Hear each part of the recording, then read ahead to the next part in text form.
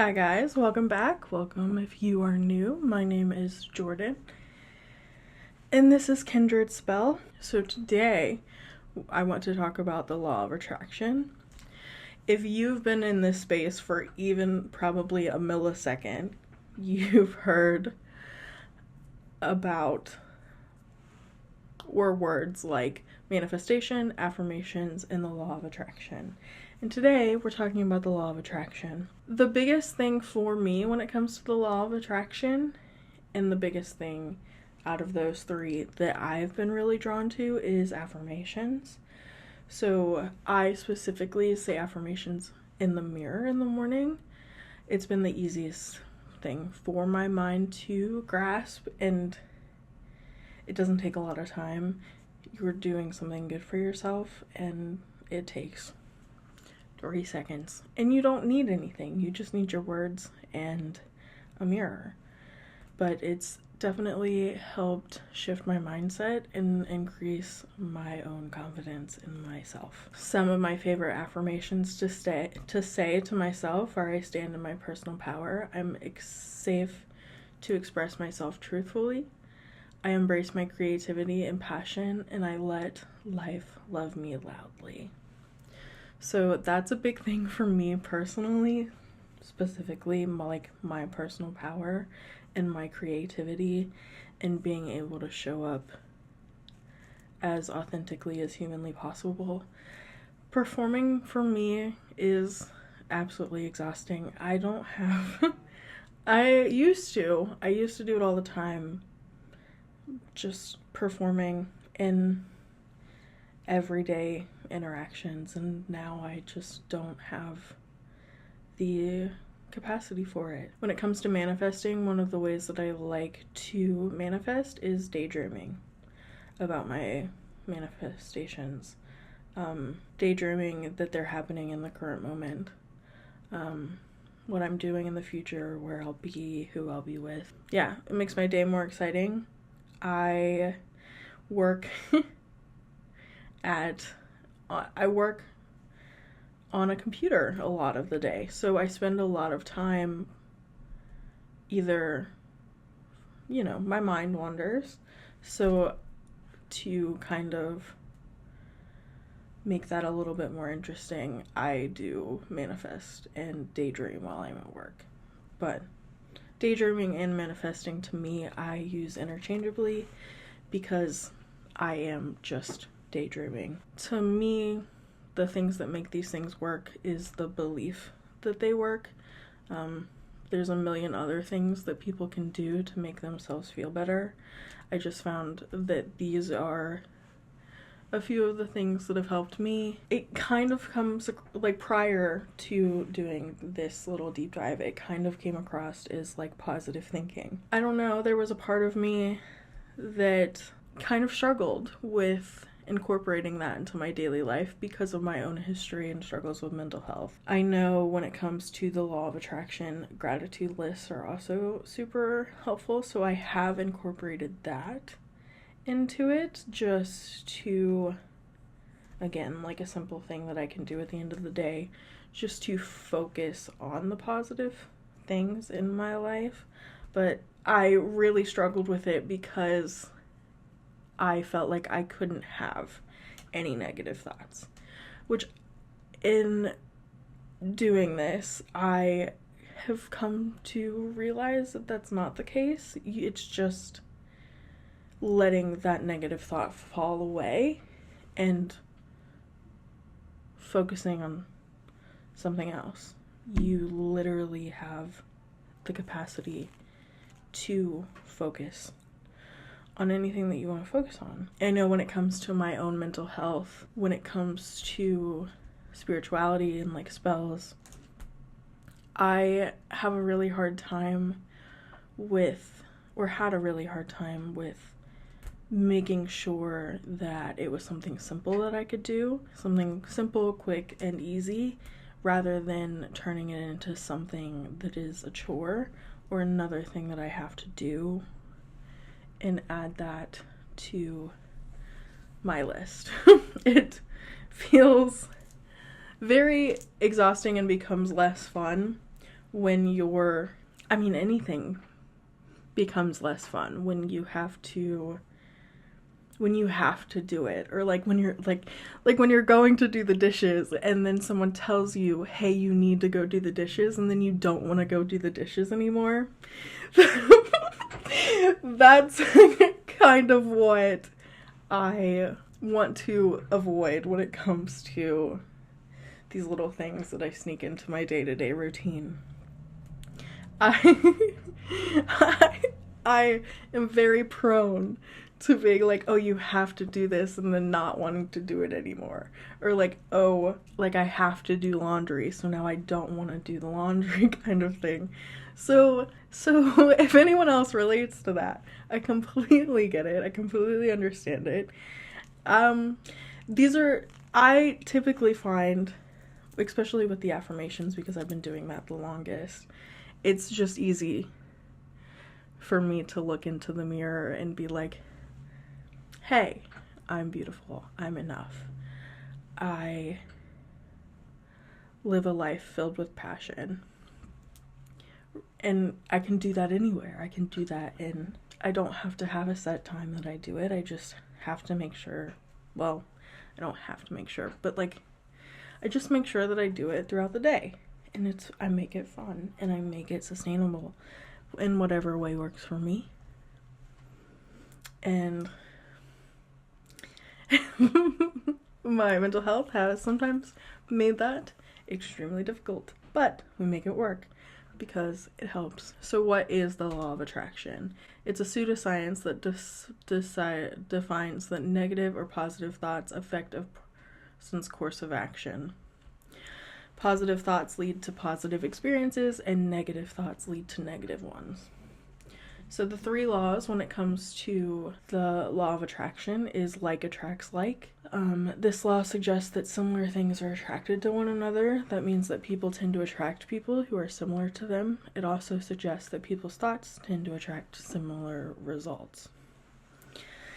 You know, we've all heard the saying, like, birds of a feather flock together. Those kinds of things. We've all heard that. Again, negative thinking is believed to attract negative experiences, while positive thinking is believed to produce desirable experiences. The second one is nature adheres a vacuum. This law of attraction suggests that removing negative things from your life can make space for more positive things to take their place. It is based on the notion that it is impossible to have a completely empty space in your mind and in your life. Since something will always fill that space, it's important to fill that space with positivity, proponents of the philosophy say. You know, that feels, as I'm reading that out, it feels, I don't know, like okay. The word here I think that's throwing me off is positivity. I don't think you have to force positivity. I think you can just, like, be content with something. That's kind of how I have spun this in my own life recently, is like I'm planning on moving. So I'm moving away from where I'm currently living. So I've just become content with living here until moving to the next place. Like, I'm not positive. I don't have a bunch of fake positivity about where I'm living, but I am content with where I'm living right now. Like, I have a house, I have a family that loves me, I have friends that love me. I have a life here that I'm slowly trying to move my way out of, but I'm content to the best of my ability while doing so. If that makes sense. That's how I would frame that second law. Again, with number 3, the present is always perfect. This principle emphasizes improving the present moment. Although it might seem flawed, instead of feeling unhappy, focus on how to make it the best it can be. I don't like the word perfect either. I'm gonna be real honest, I don't like the word perfect. I don't like the word perfect and positivity because they feel fake. I'm gonna say that right now. I think the core values of this law are beneficial. Using perfect, nothing can be perfect, but again, it states that there's always something that you can focus on to make something better and to make your present situation better. This law makes sense to me because to get to the place where you want to go, you have to become the person doing the things day by day to be the person that is living your dreams. Does that make sense? Me moving, I have to slowly, day by day, become the person that's moving. I'm not gonna move by just going to work every day. Like, I have to look into places. I have to save money. I have to declutter things if we're moving into a smaller space. So, like, that's what I mean when I say that. It's easier for my head to break it down day by day or even hour by hour. A good example of the law of attraction would be Legally Blonde. You know, she was a fashion girly, and she took her knowledge and her skills to be good at fashion and turned herself into a lawyer because she put in the work. She did the studying. She took the exams. She did those things. She didn't just wake up one day and become a lawyer. It sounds woo-woo, but when you break it down into everyday experiences, there's the day-to-day is how the shift occurs. It's not dramatic or it's not a huge shift. It's the small choices that you're making every single day. It's the consistency instead of perfection. That's probably why I didn't like the perfect word used earlier. Like, consistency looks different every single day based on how you're feeling, but you're still deciding to consistently show up in whatever way that you can. Even when you're doubting yourself, even when you don't want to. And that's exactly what the main character did in Legally Blonde. It's okay to give yourself grace for showing up differently every day because you are still showing up. You're not giving up and throwing the whole thing away. You're still showing up. Popular examples are vision boards, gratitude, and affirmations. I use all three of them. So for vision boards, I use them on my phone screen, like my lock screen on my phone. I use them as my lock screen on my computer. I have printed out pictures in the past and made vision boards that way as well. They're just a physical representation of manifestation. So manifestation is visualizing desired outcomes as if they've already happened. There's such a thing as the 7-7 rule, meaning writing your goal or desire is an affirmation 7 times in the morning and 7 times at night for 7 consecutive days. I have never done that. It works for some people. I am not one. That seems to, for me, that it would be an inconvenience. I would have to go out of my way to do something like that. The phrase law of attraction first appeared in print in 1877 in a book. The book was penned down by Russian mystic Helena, I'm gonna butcher it, Blavatsky, Blavatsky, and then that did its thing. In 1907, William Walker Atkinson published a book. Helena didn't comprehensively introduce the law of attraction. It was William. He explained it in a manner that we know today. So he was the one that made the shift. He published his book, and his book was well received by audiences. He published Thinking Vibration, or the Law of Attraction in the Thought World. This was a book that introduced us to new ways of thinking, and it was a fascinating book that evoked positive thoughts among all. Many people, writers, became interested in the law of attraction. Many new books and things were written. Wallace Deloise, Delois, had talked about the idea of law of attraction and published his classic book on the science of getting rich in 1910. So if we fast forward, we then get to 2006. So 2006 is when most people were interested in knowing about the phenomenon, the law of attraction, because The Secret movie had been released. So that The Secret movie being released really became a topic of conversation when it came to the law of attraction for millions of people all over the world. And now we're here, where it's a new age spirituality topic. And so the messages conveyed in The Secret are plain and easy to understand. So things are created by thoughts. Believe in yourself and you will succeed.